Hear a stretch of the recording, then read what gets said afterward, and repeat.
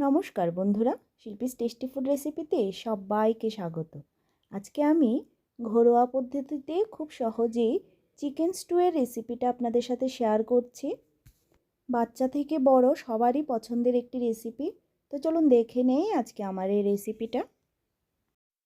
Chicken stew বানানোর জন্য কড়াই গরম করে তার মধ্যে সাদা তেল দিয়ে দিলাম আর দিয়ে দিচ্ছি সামান্য পরিমাণ বাটার। আপনারা শুধু বাটার দিয়েও এই রেসিপিটা করতে পারেন।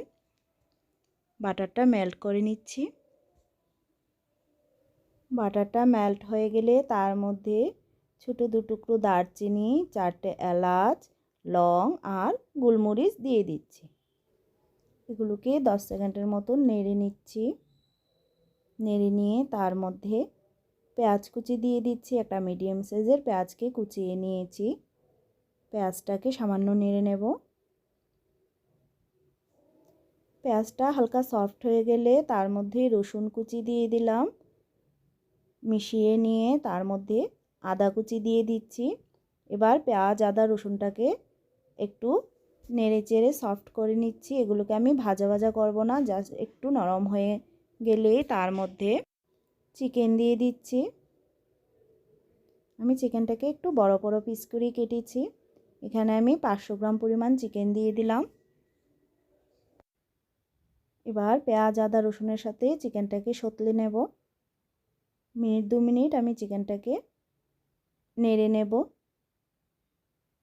চিকেনের কালারটা চেঞ্জ না হওয়া পর্যন্ত চিকেনটাকে আমি সতলে নেব।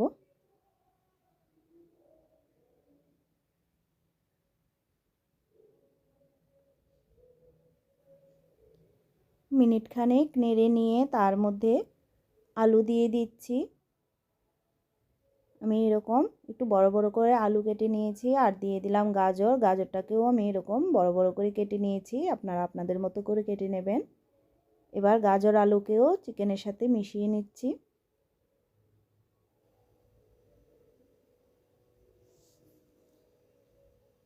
সব কিছুকে একটু মিশিয়ে নিয়ে তার মধ্যে বিনস দিয়ে দিচ্ছি। সবজির পরিমাণটা আপনারা আপনাদের মতো করে দেবেন।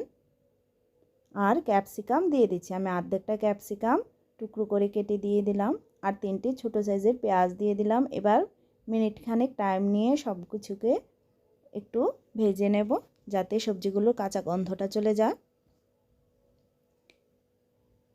এখানে আপনারা পেঁপেও দিতে পারেন। আমার ঘরে পেঁপে ছিল না, তাই আমি দেইনি। 1 মিনিট মিশিয়ে নিলাম। সব কিছু ভালো করে মিশিয়ে নিয়ে তার মধ্যে জল দিয়ে দিচ্ছি। জলের পরিমাণটা একটু বেশি করে দিতে হবে। আমি এখানে 500 ml মতো জল দিলাম। এবার ভালো করে মিশিয়ে নিচ্ছি।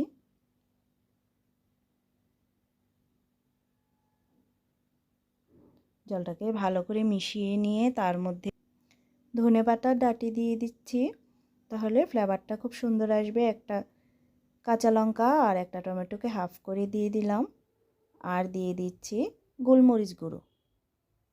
পরিমাণ মতো নুন দিচ্ছি আর সামান্য একটু চিনি দিয়ে দিচ্ছি। এবার মিশিয়ে নেব।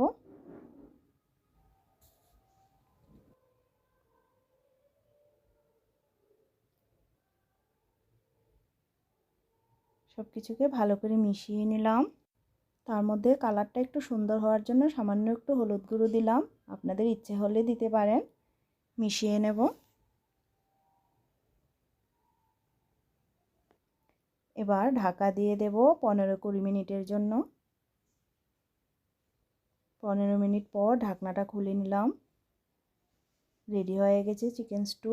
আলুগুলো সেদ্ধ হয়ে গেছে, সব কিছু সেদ্ধ হয়ে গেছে। এবার নামিয়ে সার্ভ করে দেব।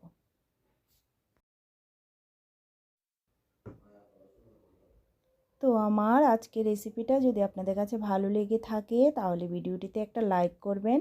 নতুন বন্ধুদের কাছে চ্যানেলটা সাবস্ক্রাইব করার অনুরোধ রইল।